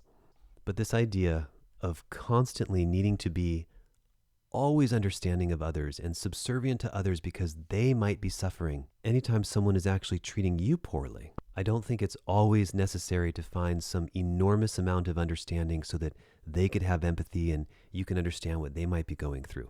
Especially, for instance, if you've been dealing with a customer service issue and you've been transferred to India, Thailand, Philippines, back to Tier 1, over to Tier 2, the call disconnected. Now it's not available. Now they have to send it off to engineering. Now it has to be escalated to Tier 3. Now a new representative has to call you back and you have to explain the whole story all over again. Yeah, no, you're allowed to express your frustration when it's warranted, and you're allowed to place judgment. Situationally, yes, I think it's tremendous to have understanding and patience with people and when you're one-on-one. But when you're in a high-end restaurant ordering something and the server can't do even the bare minimal that they're hired to do, such as greet you or say hello or tell you about a special or check in and see if they can get you anything else, there's a problem. And this translates to all areas of life.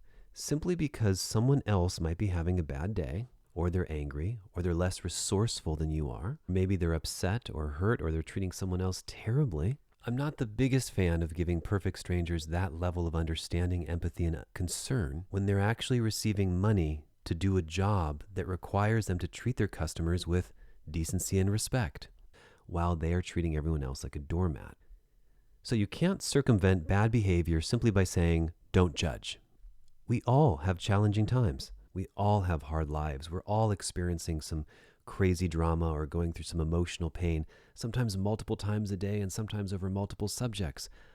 But, and this is what ties it all together here, there is a standard of decorum, of how you act socially, of how to be polite and respectful, of how one should comport themselves when interacting with others. There truly is a way that we must behave socially and in society if we want others to respect us, acknowledge us, or just even to be a functioning member of society, especially if we want to be treated as an equal or esteemed by our peers or just treated with respect. This isn't about control or trying to make everybody the same or standardizing a language or trying to create one, race or being or whatever. It's just about being polite. Polite and friendly, my friends. It's something our world is truly missing. If we're in public, it is our obligation and duty to just be courteous to our neighbors. It's important to be cordial, friendly, respectful, polite. Yes, we should honor our own boundaries, and no, we don't have to smile to make anyone else happy. And no, you don't owe anybody anything other than a little bit of respect and courtesy. Welcome to concept number 26. I don't want to argue. I'm not here to argue. I'm not going to argue with you, Jennifer. I don't want to argue right now. Do you know what my answer to that statement is? Then don't.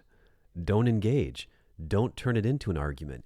The sad part about this is the kind of person who uses this expression is the one who's usually starting an argument by saying that.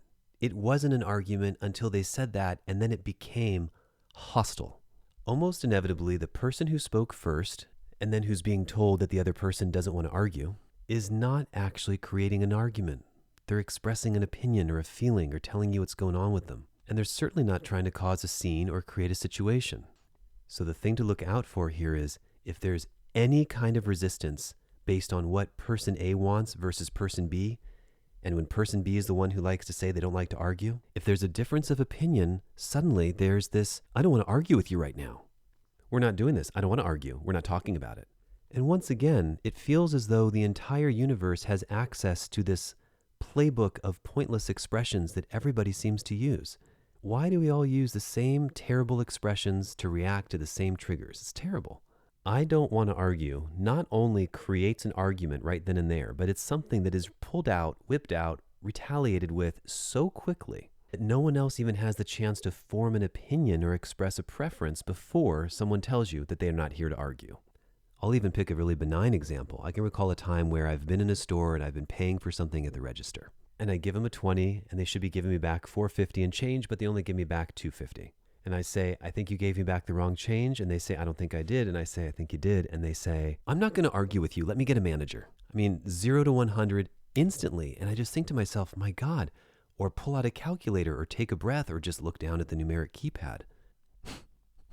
People are so quick to run away or disappear or vanish or think that because there's a disagreement of opinion or fact even, that this is now an argument. To me, here's what an argument really is. Without even looking it up, it means that you are unwilling to see the other person's side, even a little bit. And you find yourself locked completely in your ego, going back and forth. Yes, you did. No, you didn't. Yes, you did. No, you didn't. It usually sounds like bickering, and no one is actually listening. It's my belief that the person who says, I don't want to argue, is actually shutting down the other person, refusing to listen to what they have to say. And by the very nature of speaking that sentence, they are actually creating an argument and a very resentful fight. So if you actually, truly, really don't want to argue, try taking a breath, opening your body language, try to become a little open-minded to what your partner is saying to you, and listening to what the person actually is saying. Hear them out, see if you feel differently, acknowledge their point if possible, and then share yours. And then you won't be having an argument anymore. Simple, right? Good luck. Number 27, we touched on it a little earlier, but it's really complicated. It's so complicated. It's complicated right now. What's your relationship status? It's complicated. What's going on with that guy? Oh, it's so complicated. To which I always want to ask, is it? Or is it just the fact that they won't commit? Or you want one thing and they want something else? Is it so very complicated? Can you really not distill it down to one or two things that you want out of this? But somehow this is everyone's favorite way to describe the situation that they're going through because they think there are so many layers to it. It's really not complicated at all. Usually someone is not compromising on something, or someone loves someone, but there are a few things that they don't like about them, or something is going on that someone doesn't like. It's really not all that complicated. I simplify these kinds of things for a living, and I see them every day laid before me. So telling someone it's complicated is a reason to not express yourself unless you're trying to avoid the situation altogether. So slowing it down, and once again, I encourage you to take a deep breath, think it through for a moment, get it all straight in your head, and try to speak in succinct sentences. Try sharing a few details before throwing your hands in the air and saying, it's complicated. Number 28 is very interesting and unusual. I think I've brought it up in other podcasts before. No matter who in the world is listening to this, if I start suddenly referring to myself, no matter how cool I am, no matter how much wisdom I have, no matter how special you may perceive me to be, if I start referring to myself as a god, a lord, a liege, an overlord, your king, or a divine masculine being, chances are a good portion of the population will think I'm crazy or an arrogant narcissist. And you probably certainly wouldn't recommend that I date your sister. You'd probably make other judgments like this guy must be full of ego or he's super arrogant. And yet, in our equal society, there seems to be absolutely no problem with any female referring to herself as, you guessed it, a goddess, a queen, someone who's walking the path of her divine feminine. They can have goddess circles, goddess gatherings. These are not merely women or girls. These are not mere mortals. These are the divine feminine expressed through female form. In fact, these girls have exalted themselves into a new level of divinity. You are not just talking to a girl. This is someone who has tapped into their divinity. She's a love goddess.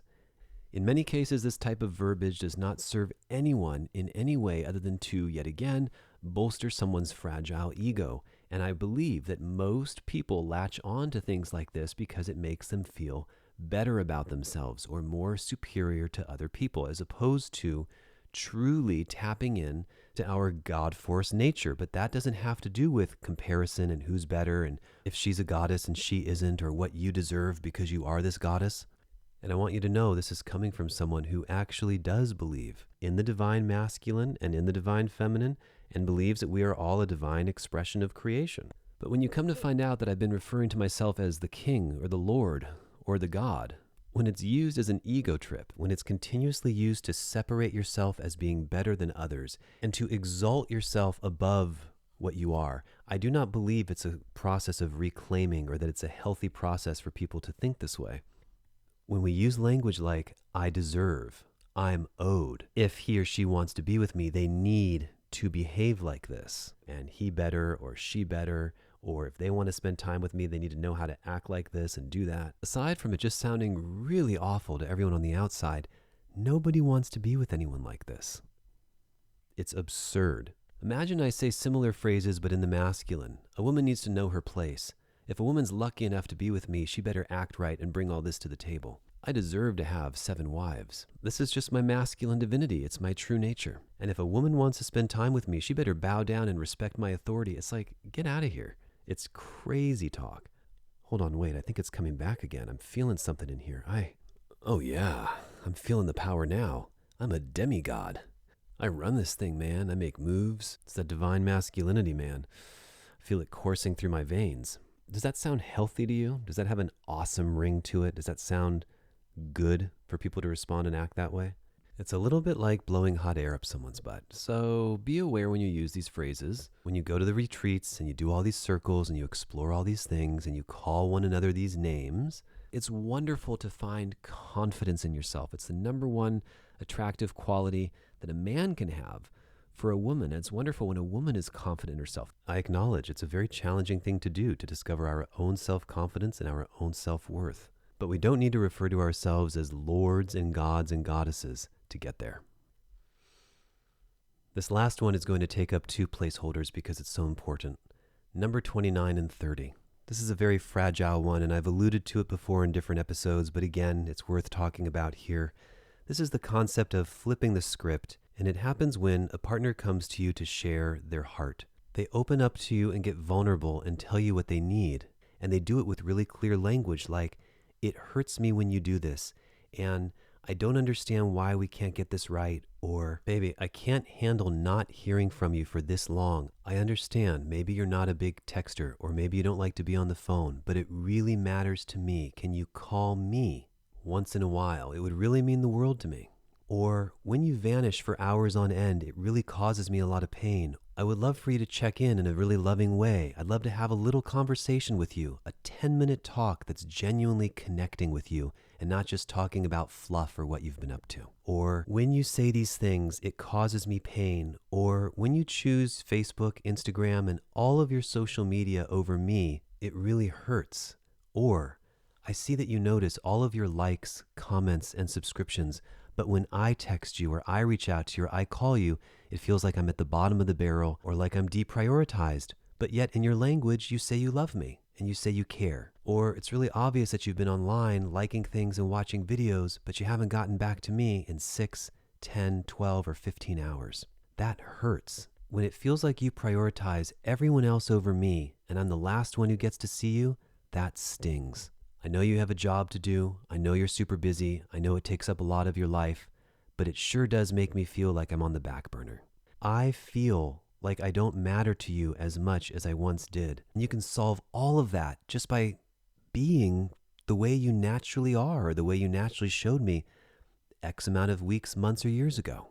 When you used to call me, but now you never call me, it makes me feel really bad. When you leave for travel or work, and it feels as though I don't exist, or your messages become an afterthought, or you take endless hours to reply, or there isn't love anymore in the responses. This really, really hurts me. Or you used to text me such wonderful, sweet things all the time, and I don't expect them all the time, but now it seems to have stopped completely. What's going on? Or I really don't understand why you're pulling back or what's happening. Or I know you think you're not pulling back, but to me, it feels like the world has been pulled from beneath my feet, and I miss you, and I miss us, and I miss who we used to be together. What's going on? What's happening? What are you not telling me? What's really there? Can we get back to where we were? Do you want to be in this? Do you want to be in this together? Do you want to be doing this with me, or are you more interested in fun, freedom, excitement, and other experiences? What's inhibiting us from flourishing? What's inhibiting this love from growing? Is it a label thing? Is it the amount of time we're spending together? I care about you so much. I love you so much. I miss you. I feel like we're not seeing each other anymore. I'm hurting. Show me. Help me. I'm in pain. I need your help. Can you be there for me right now? When someone opens themselves up to you to that level, with that much vulnerability, it really does fall on you to stop almost anything that you're doing and care for the situation. Address the situation. This is kind of like code red emergency. It's not when you get to it, if you feel like it, after you check your social media, after you respond to all your friends, after you spend a full day with one of your boyfriends or girlfriends. Handle it before it turns into something much worse. Give of yourself. Show up. That's the most important thing. Show up with sincerity, with presence, and with a desire to love on your partner. Not fake love, not, oh, you know I love you, and why? I don't even know why you're saying this. That's just ridiculous. Let me just give you a pity fuck or tap you on the shoulder as a quick little cuddle, and here you go, and oh, this really isn't masculine, and I don't know if I like this, and all of these other reactionary responses. Now, the worst thing you can do is get offended or feel attacked or retaliate with some nasty phrase like, it feels like it's never enough what you ask for. When someone's asking you for a little more and you tell them that it feels like it's never enough, the worst kind of pain. Maybe you've given a horrible statement to someone before like, what do you want from me? I don't know what you want. What do you want me to do? I'm sorry you're hurting right now, but I don't know what you want me to do about it. I'm working, I'm with my friends, I'm traveling, I'm out, I'm busy, I'm with family. Don't you see? I'm in the middle of living a very important social life and following my dreams and living my bliss and getting back to my fans on social media. Don't you see how important this is? And you're over here trying to ask me for some attention? Maybe you said something like, feels like everything I do is never enough. I feel like you're picking on me all the time, or you always have something to say about me, when the person is actually telling you that they're hurting. Or you've always got something to complain about. And you know what a couple of the phrases that are the most difficult to handle are? When someone's actually really nice, but doesn't budge.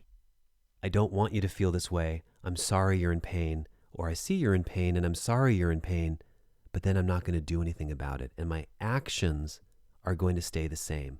And I think that because I said, I'm sorry, or I feel bad, or, oh, I don't want you to feel this way, that somehow helps or means something, when in fact it often isn't even barely a Band-Aid. Maybe you've been someone who has chosen to dive into deep exaggeration when someone opens their heart or is vulnerable with you.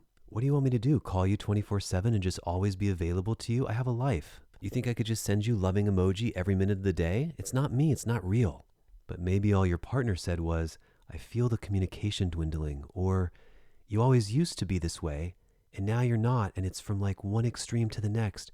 How did we go from you sending me 100 emoji a day to none, or from calling me 4 times a day to not even calling me once in 3 weeks? Oftentimes there's a dramatic switch, and at the base or root of that is some unresolved emotion that just needs to come up and come out and get expressed. Maybe you've said something like, please understand that I'm working. Don't you understand how busy I am? I'm trying to make everything work for this family. I'm trying to pay the bills. I'm trying to pay rent. I'm the one providing, or I'm trying to set up my career, or I'm trying to build out my future.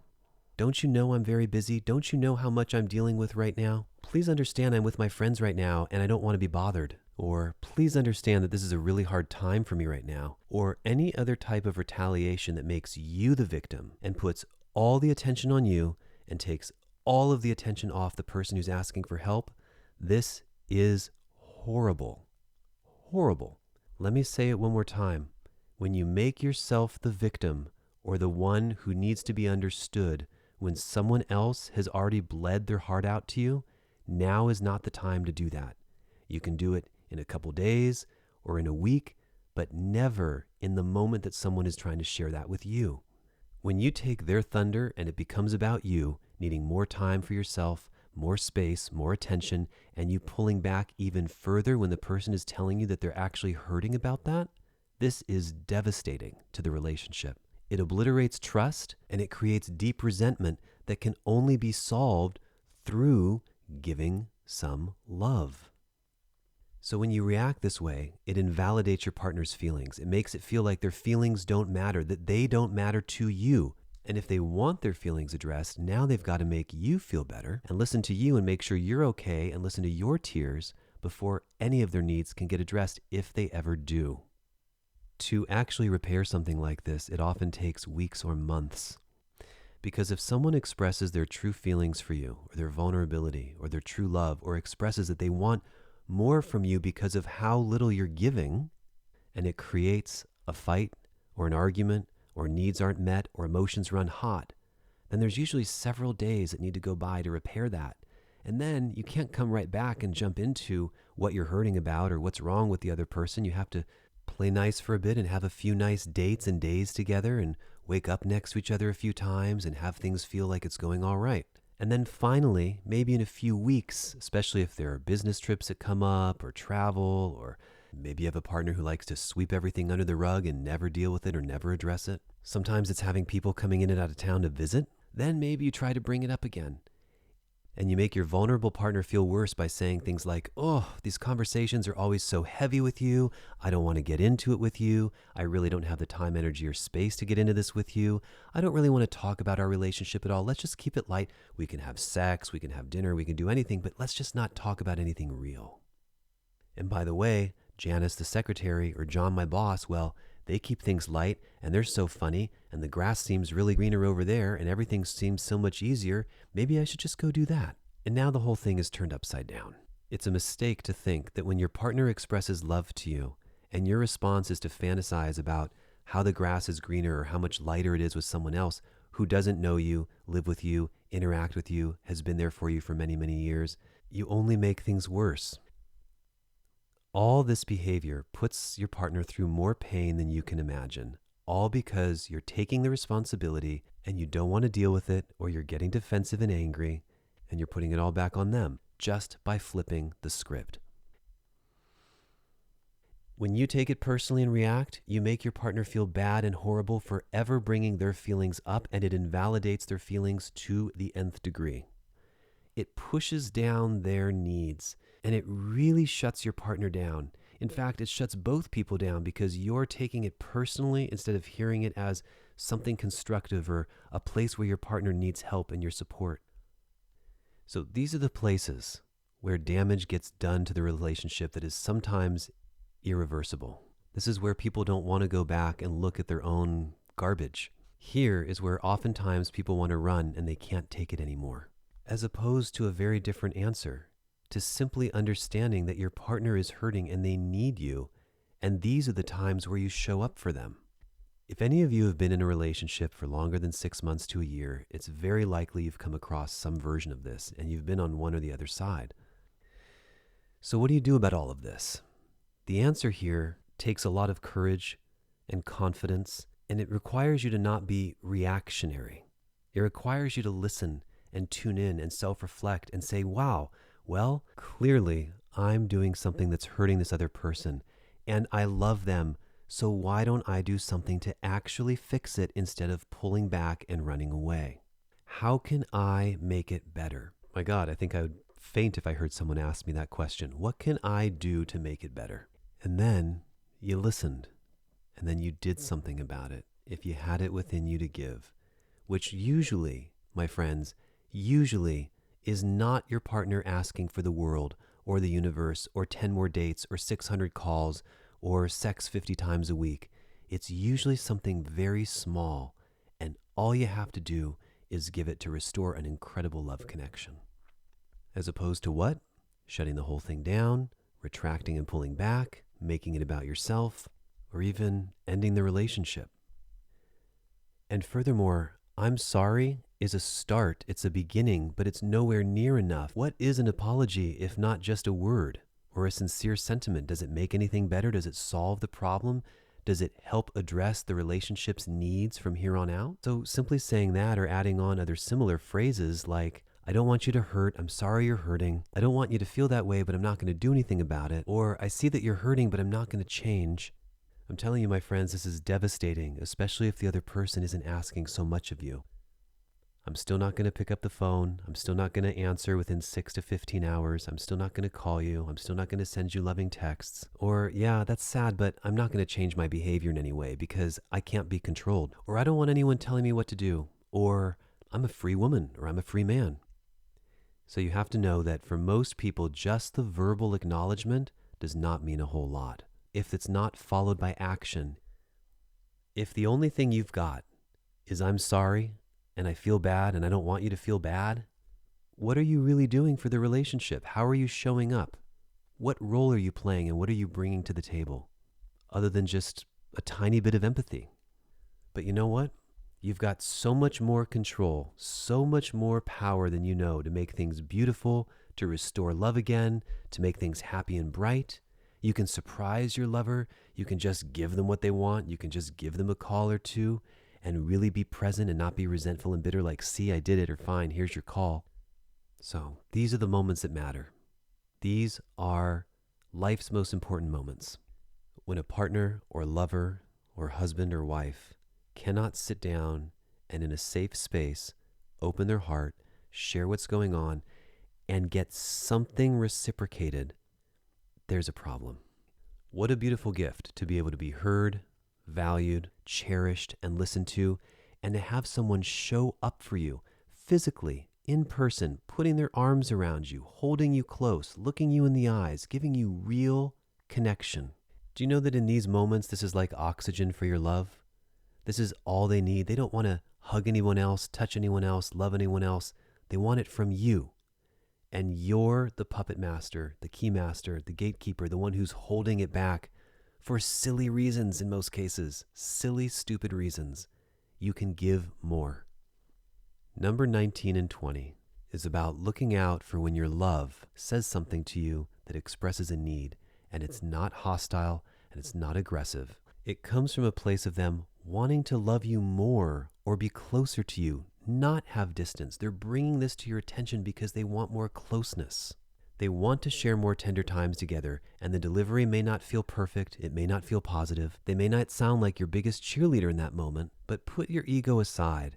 If they're not saying to you things like, why are you such a, and why don't you ever, and they're really not tearing you apart, but they're opening vulnerably to you with real expressions that let you know how they feel from the bottom of their heart, I'd like to encourage you to try the opposite of the worst behavior on the planet, such as retracting, pulling back, running away, shutting down, becoming angry, getting violent, becoming aggressive, having a nasty tone, or the worst of the worst, being really, really sweet and nice and caring and loving, but not doing anything about it.